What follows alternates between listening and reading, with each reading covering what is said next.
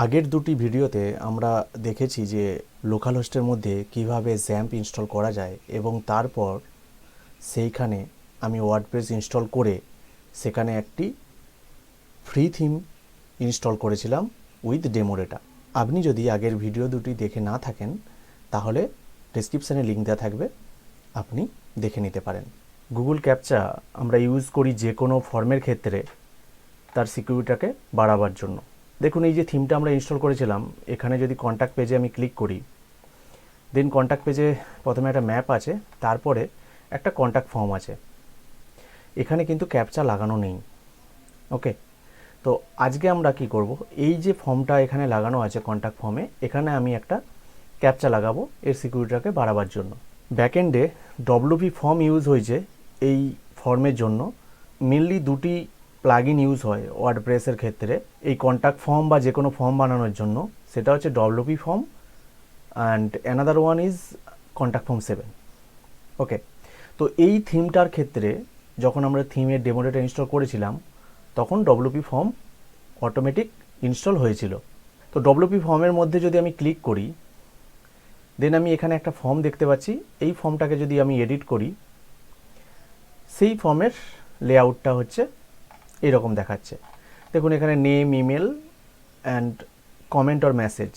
এখানে দেখুন সমস্ত ফিল্ডগুলো অ্যাক্টিভ আছে, বাট ক্যাপচাটা ইউজ করতে গেলে বলছে যে আপনাকে ক্যাপচা ইউজ করতে গেলে আপনাকে সেটআপটা কমপ্লিট করতে হবে।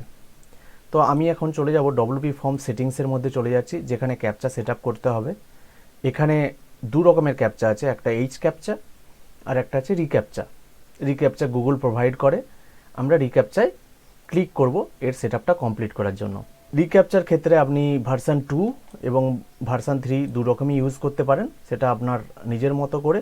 এখানে দেখুন টাইপ আছে checkbox recaptcha version 2, invisible recaptcha version 2 আর রিক্যাপচা ভার্সন 3।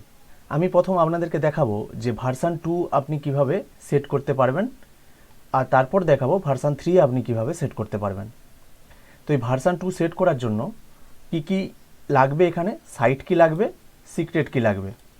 ওকে, সেটা পাবো কোথা থেকে না, গুগল রিক্যাপচার যে কনসোল আছে সেখান থেকে আমরা পাবো। তার জন্য কি করতে হবে, তার জন্য আমাদেরকে এই যে ইউআরএলটা আমি কপি করছি, এখান থেকে আমরা ক্যাপচা জেনারেট করব। আপনাকে একটা ইমেল আইডি দিয়ে লগ ইন করে নিতে হবে। আপনি লগ ইন করে নিলেন, তো এই এরকম একটা ইন্টারফেস আপনি পাবেন। এখানে আপনাকে প্রজেক্টটা ক্রিয়েট করতে হবে। তো ঠিক আছে, আমাদের এখানে দেখুন আমাদের সাইটের নাম কি আছে, মাই সাইট, আর ইউআরএলটা হচ্ছে এটা। ওকে, তো আমি ইউআরএলটা কপি করলাম। এখানে লেবেল, আপনি কোন সাইটের জন্য বানাচ্ছেন তার সিম্পলি আপনি এখানে নামটা দিতে পারেন। আমি এখানে দিলাম মাই সাইট। ওকে, এরপর জিজ্ঞাসা করছে রিক্যাপচার টাইপ, আপনি রিক্যাপচা ভার্সন 3 বানাতে চান না রিক্যাপচা ভার্সন 2 বানাতে চান। আমি 2 বানালাম। Okay, I am not a robot checkbox আমি এটা সিলেক্ট করলাম। আর একটা আছে ইনভিজিবল ক্যাপচা ব্যাট। তো I am not a robot এই চেকবক্সটাই আমরা প্রথমে নিলাম। নেওয়ার পর এখানে ডোমেনটা দিতে বলছে। তো ডোমেনে আপনি কি করবেন, আপনার যে ডোমেনে ইউআরএলটা আছে সেটা দেবেন। যখন আপনি এটা দেবেন, তারপরে যখন এই অ্যাকসেপ্ট রিক্যাপচাতে চেক করবেন, দেন আপনি যখন সাবমিট করবেন তখন কিন্তু এখানে একটা এরর দেবে। কি যেন এরর দেবে, আপনি এখানে কোনো সাব ফোল্ডার অ্যাড করতে পারবেন না। ওকে, মানে আপনার যেহেতু লোকাল হোস্ট থেকে ইউজ করছেন, সেহেতু লোকাল হোস্ট আপনার মেন সার্ভার, দেন তারপরে মাই সাইট। তো আমি মাই সাইট এখান থেকে সরিয়ে দিলাম। মাই সাইট সরিয়ে দেওয়ার পরে আমি যখন আবার সাবমিট বাটনে ক্লিক করব, তাও এখানে নেবে না, কারণ এখানে কোনো রকম HTTP বা স্ল্যাশ এই জিনিসগুলো নেয় না। তো আমি সরাসরি এই জিনিসটাও সরিয়ে দিলাম, শুধু রাখলাম লোকাল হোস্ট। ওকে, দেন সাবমিট করলাম। দেখুন এখন আমাদের এখানে সাইট কি একটা জেনারেট হয়েছে এবং সিক্রেট কিও একটা জেনারেট হয়েছে।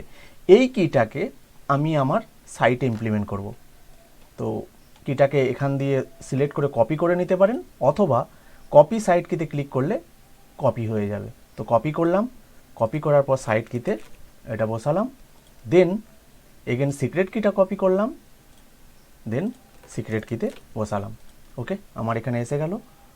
তো আমি এখানে সেভ সেটিং করলাম। দেন আমি যদি আবার ফর্মে যাই, all form, edit contact form, then দেখুন এখানে রিক্যাপচাটা এনাবেল হয়ে গেছে। আমি এবার রিক্যাপচাটা এখানে ইউজ করতে পারি। জাস্ট এখানে আমি কি করব, রিক্যাপচাটাকে ক্লিক করব। ক্লিক করার পর এখানে দেখা যাচ্ছে Google checkbox version two reCAPTCHA has been enable for this form, don't forget to save this form. আমার এই ফর্মের জন্য গুগল রিক্যাপচা ভার্সনটা এনাবেল হয়েছে। দেখুন এখানে এসে গেছে আইকনটা। এরপর আমি কি করব, ফর্মটাকে সেভ করব। আমাদের যে কন্ট্যাক্ট ফর্মটা ছিল, কন্ট্যাক্ট মেনু থেকে যেটা আমরা ক্লিক করেছিলাম, সেটা এখন আমরা রিলোড করব। যদি রিলোড করি, দেখুন আমাদের এখানে ভার্সন 2 এসে গেছে। ওকে, এটা হচ্ছে ভার্সন 2 এনেবল করার জন্য। তো আপনারা দেখলেন যে কিভাবে ভার্সন 2 সেট করা যায়। এরপরে আমরা যদি এইটাকে ব্যাক করি, ব্যাক করে আমি চাইছি যে ভার্সন 2 করব না, ভার্সন 3 করব। ওকে, দেন আমাদেরকে আবার একটা নতুন করে ক্রিয়েট করতে হবে ভার্সন 3 জন্য। এখানে জাস্ট প্লাস আইকনে ক্লিক করবেন, দেন মাই সাইট দিলেন, ভার্সন 3 চুজ করলেন। সেম যেভাবে আমি দিতে বলেছিলাম সেইভাবেই আপনি এখানে শুধুমাত্র লোকাল হোস্টটুকুই দেবেন।